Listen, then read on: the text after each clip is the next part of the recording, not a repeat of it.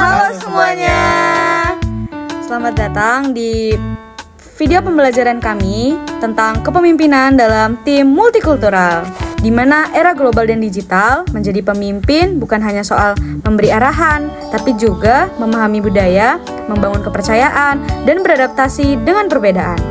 Saya Fada Zafira bersama rekan-rekan saya ada saya Cahya Ulfa dan saya Jaya Pandu Syafaat akan membahas bagaimana kepemimpinan bisa menjadi kunci sukses dalam tim lintas budaya, termasuk tantangan di tim virtual. Mari kita mulai. Materi yang pertama yaitu ada mendefinisikan kepemimpinan.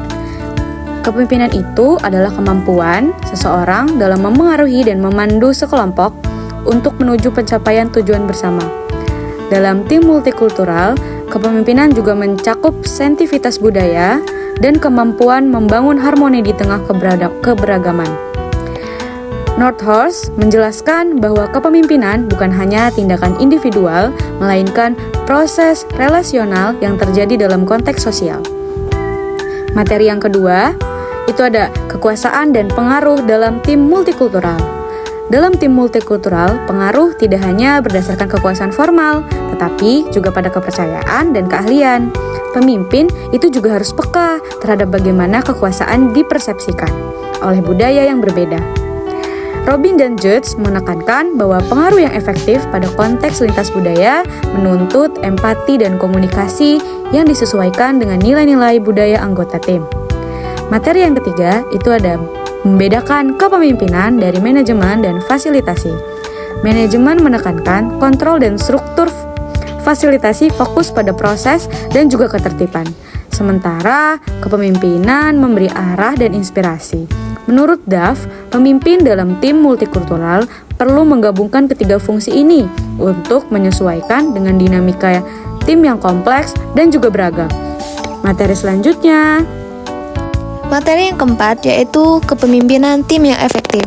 Kepemimpinan yang efektif dalam tim multikultural ditunjukkan lewat kemampuan membangun kepercayaan, menciptakan ruang inklusif, serta mengelola konflik secara adil. Pemimpin perlu memahami gaya komunikasi dan ekspektasi budaya yang berbeda-beda. Menurut Rockchul et al., kompetensi antar budaya adalah elemen penting yang menentukan keberhasilan seorang pemimpin global.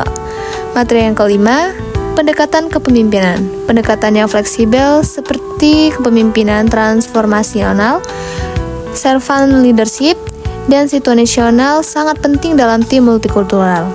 Bass dan Bass menyatakan bahwa pemimpin transformasional mampu membangkitkan semangat kolektif yang melampaui perbedaan individu melalui visi bersama dan motivasi intrinsik. Materi yang keenam, kepemimpinan bersama. Kepemimpinan bersama memberikan kesempatan kepada setiap anggota untuk memimpin sesuai konteksnya. Dalam tim multikultural, pendekatan ini menciptakan rasa keadilan dan saling percaya. Wong et al. Menemukan bahwa kepemimpinan bersama mendorong kolaborasi yang lebih kuat dan meningkatkan kinerja tim global. Dan untuk materi yang terakhir, ada kepemimpinan tim virtual.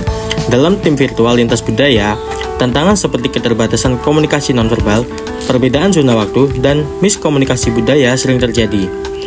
Pemimpin harus menjaga hubungan dan kepercayaan secara digital. Menurut According to Zal et al., keberhasilan tim virtual sangat dipengaruhi oleh kejelasan peran, komunikasi rutin, dan kepemimpinan yang berempati.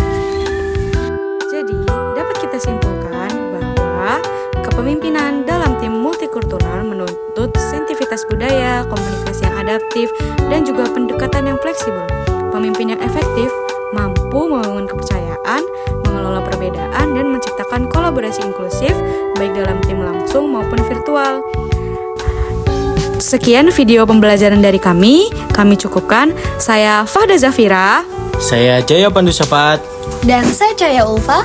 Kami pamit undur diri. See you guys.